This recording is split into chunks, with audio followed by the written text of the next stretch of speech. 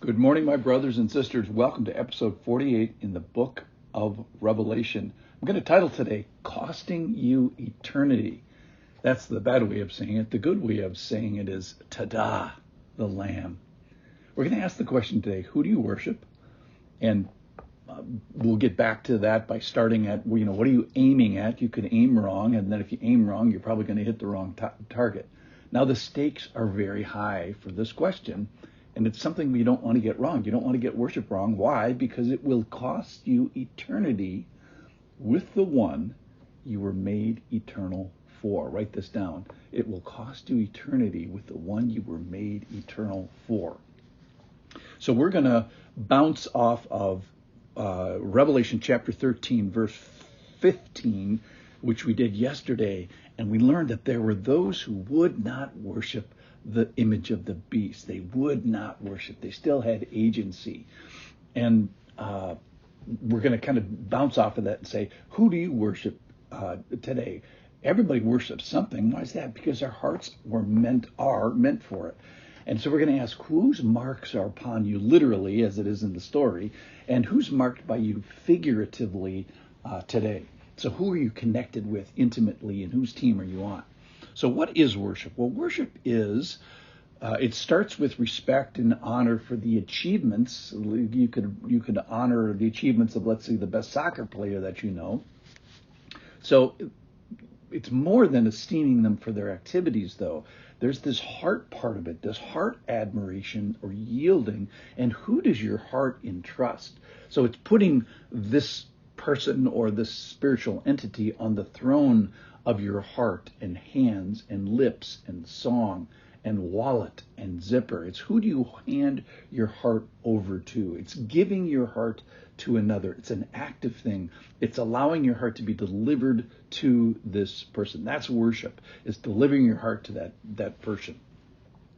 So the caution here is obviously don't worship up the wrong tree. Don't choose the wrong object of worship. If you aim wrong, you're likely going to hit the wrong target and then end up lauding the one that you should loathe. And that's what happens in Revelation chapter 13 is they laud the one that they should loathe. They misworship. They worship a created thing. And that's a created thing that lets you do what you want as long as you yield to him. They get this allegiance of their object of worship wrong. Now, it's not without cost. It's going to cost them eternity with the one that they were made eternal for. And how did this happen? Well, he's a deceiver, and don't forget that. So yes, he's got these kind of things that you can marvel at, some power and signs. He does something with life and death. He definitely has been granted authority, at least for a time. He has been allowed to make these great signs, and he calls down fire from heaven. He's allowed to give breath to some image of the beast. He's allowed to mark people on earth. But the point is, he's not able to win. He's not able to overcome. He's not able to conquer. It's not even on the menu for him. So the people end up aligning themselves with a beast, number one, or beast number two, or a dragon, or Satan. And the rug's going to be pulled out from under them because anything you admire in that category is going to be temporary and is going to be defeated. The beast hasn't become God. He's just imitated and, kind of put on a show temporarily. Now, for people, the tricky part is allegiance is allowed and worship is allowed. And agency in chapters 13 is still given to people.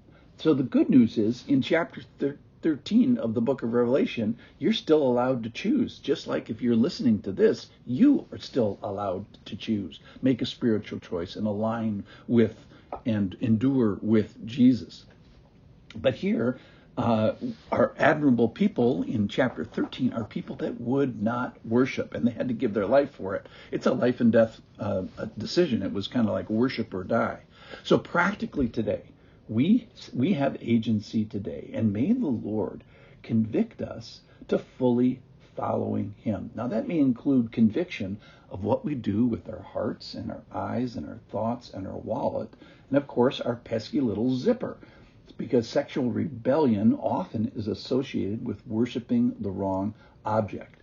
And misworshiping is very closely aligned with sexual sin. So this yielding and admiring the beast seems right only until you get the glimpse of someone later. So here it is. The next verse in chapter 14, verse 1, then I looked and behold, TADA, on Mount Zion stood the Lamb, and with him 144,000 who had his name and his father's name written on their foreheads. So let's entrust ourselves to the one worthy. And so chapter 13 is about the wrong guy to yield to. And then we get to chapter 14 and say, oh, but wait a minute. Oh, I forgot about the Lamb. So may our vision of sin and misactivity and fruitlessness and out of control passions and being deceived, may it be overwhelmed by this bigger picture of the Lamb. So Lord, give us a bigger picture than just this one of the temporary marvel of the beast. Give us the big Lamb, the real devotion to the real God. Don't let our hearts be conquered by number 2 or number 3 or the fourth best. Let's not be confused by deception and lies. Lord, we want the genuine article. We want the Lamb. So let's look to the Lamb. Let's behold the Lamb. Let's do the TADA. Let's do the behold, look here, see this.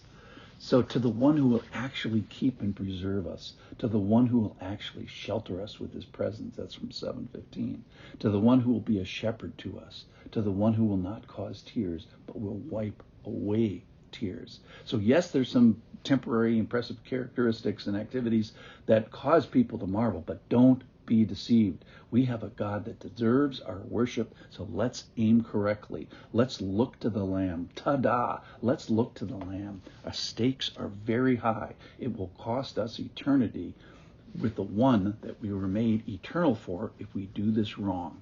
So let's look to the Lamb. Behold, it's the Lamb. Ta-da! The Lamb. Thanks for listening.